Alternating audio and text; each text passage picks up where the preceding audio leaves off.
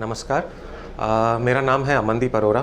मैं एक euro onco surgeon हूँ टाटा मेमोरियल हॉस्पिटल मुंबई में, और मैं आज आपसे बात करूँगा ब्लैडर कैंसर के बारे में।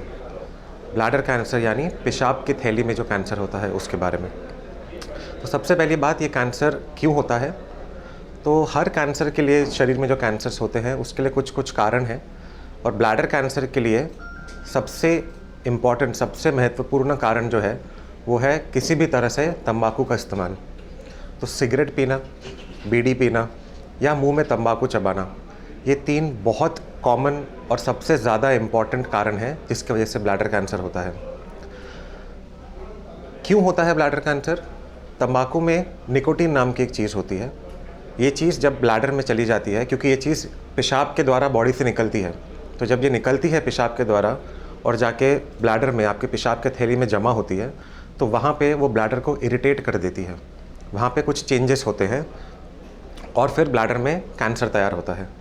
ये चीज़ होने को बहुत साल लगते हैं, इसलिए हमारे पास जो पेशेंट्स आते हैं वो ज़्यादातर ऐसे होते हैं जो 5 साल, 10 साल, 15 सालों से तंबाकू का इस्तेमाल कर रहे हैं और फिर उनमें जाके कैंसर होता है। पर ये सिर्फ अकेला कारण नहीं है ब्लैडर कैंसर होने के लिए।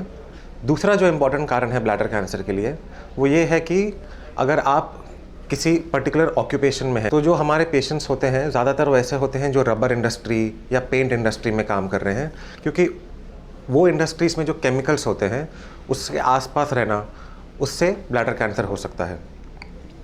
ब्लैडर कैंसर यूजुअली 60 से ज़्यादा की उम्र में होता है। क्यों इतना ये उम्र पे होता है? क्योंकि जो हम बात कर रहे हैं तंबाकू और वो केमिकल्स, इनको ब्लैडर में वो चेंजेस लाने के लिए उतना टाइम लगता है। तो इतने साल लगते हैं अंदर शरीर में चेंजेस होने के लिए, और फिर जब आगे चल के उम्र बढ़ जाती है तब जाके कैंसर पैदा होता है। पर हमारे पास और भी पेशेंट्स आते हैं जिनकी उम्र बहुत कम है ब्लैडर कैंसर की। कोई पेशेंट्स की उम्र 30 साल की होती है, 40 साल की होती है। तो इनमें ये कारण नहीं होता कि वो तंबाकू यूज़ कर रहे हैं या वो कहीं पे ऐसी जगह पे काम कर रहे हैं जहाँ केमिकल्स हैं उनके पास। इन पेशेंट्स में कभी कभार जेनेटिक प्रॉब्लम हो सकती है। इसका मतलब ये है कि उनके ब्लैडर में जन्म से ही कुछ तकलीफ़ है जो अब कैंसर में बन गई है। तो तंबाकू का इस्तेमाल, ऑक्यूपेशन जो आप काम कर रहे हैं वो, और जेनेटिक, ये 3 चीज़ें हो सकती हैं जो ब्लैडर कैंसर बना सकती हैं। फिर भी कम से कम 20 से 25% पेशेंट्स ऐसे होते हैं जिनमें हमें कोई कारण नहीं मिल पाता कि ब्लैडर कैंसर उनमें क्यों हुआ है। ये हो गया कि ब्लैडर कैंसर क्यों होता है, इसके बारे में जानकारी। फिर जब ब्लैडर कैंसर होता है तो पेशेंट्स को क्या होता है, पेशेंट्स हमारे पास क्यों आते हैं हॉस्पिटल में? पेशाब के थैली में जब ट्यूमर होता है तो ट्यूमर के पास अपना खुद का ब्लड सप्लाई होता है, बहुत ज़्यादा खून होता है उसमें, और छोटा छोटा ट्यूमर टूटता रहता है अंदर, तो उसमें से ब्लीडिंग होती है। ब्लीडिंग होती है तो जब पेशेंट पेशाब करता है तो उसमें ब्लड आता है। ये पेशेंट के लिए बहुत ही घबराने वाली चीज़ हो सकती है कि वो पेशाब करने गए और पेशाब में खून आया, और तब वो डॉक्टर के पास जाता है। ब्लैडर कैंसर, पेशाब की थैली का कैंसर, एक ऐसा कैंसर है जिसमें पेशेंट डॉक्टर के पास जल्दी जाता है। क्यों? क्योंकि पेशाब में खून आना एक बहुत अर्ली साइन है ब्लैडर कैंसर का, और पेशेंट्स इससे डर जाते हैं। जब हमारे पास पेशेंट्स आते हैं और ये बोलते हैं कि उनको ब्लैडर में या पेशाब में खून गया है, सबसे पहली चीज़ हम करते हैं कि हम एक सोनोग्राफी करते हैं देखने का ब्लैडर में कि अंदर पेशाब के थैली में कुछ ट्यूमर है क्या। हम कुछ और यूरिन के टेस्ट भी करते हैं जिससे हमें पता चलता है कि पेशाब में कैंसर के सेल्स आ रहे हैं क्या।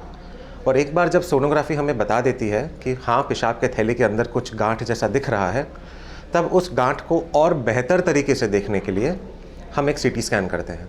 सीटी स्कैन से हमें ये पता चलता है कि पेशाब के थैली में कितना बड़ा ट्यूमर है, कितने ट्यूमर हैं, कहाँ कहाँ पे ट्यूमर है। वो ट्यूमर सिर्फ पेशाब की थैली तक सीमित है कि थोड़ा सा बाहर चले गया है, या वो ऐसे स्टेज पे आया है पेशेंट जहाँ पे उसका कैंसर ऑलरेडी शरीर में फैल चुका है। ये सारी इन्फॉर्मेशन मुझे एज अ डॉक्टर हेल्प करती है कि आपके लिए हम क्या ट्रीटमेंट करेंगे। तो इसलिए सबसे पहले हम कंफर्म करते हैं कि आपको ब्लैडर कैंसर है। उसके लिए हम आपका सीटी स्कैन करेंगे और कुछ पेशाब की जांचें करेंगे। जब हम एक बार देख लें कि हाँ, अंदर ट्यूमर दिख रहा है, तब हम एक जांच करते हैं जिसका नाम है सिस्टोस्कोपी। सिस्टोस्कोपी का मतलब ये है कि हम पेशाब के रास्ते से एक पतला दूरबीन अंदर डालते हैं और पेशाब की थैली को अंदर से देखते हैं, और हम नोट करते हैं कि कितने बड़े ट्यूमर हैं और कहाँ कहाँ पे ट्यूमर है, ताकि हम हमारी सर्जरी प्लान कर सकें। ये हो गया सिस्टोस्कोपी। ये सारी इन्फॉर्मेशन के बाद एक डॉक्टर को ये पता चल जाता है कि पेशेंट को ब्लैडर कैंसर है कितना ब्लैडर कैंसर है और कहाँ कहाँ पे ब्लैडर कैंसर है। इसके बाद आती है इलाज की चीज़। इलाज के लिए जो पहली चीज़ करी जाती है ब्लैडर कैंसर में, उसका नाम है TURBT। इसका मतलब ये है कि ये एक ऑपरेशन है। इसमें आपको बेहोश किया जाता है, पेशाब के रास्ते से एक दूरबीन डालते हैं। जो हमने सिस्टोस्कोपी में डाली थी उससे ये थोड़ी सी बड़ी दूरबीन होती है, इसलिए आपको बेहोश किया जाता है।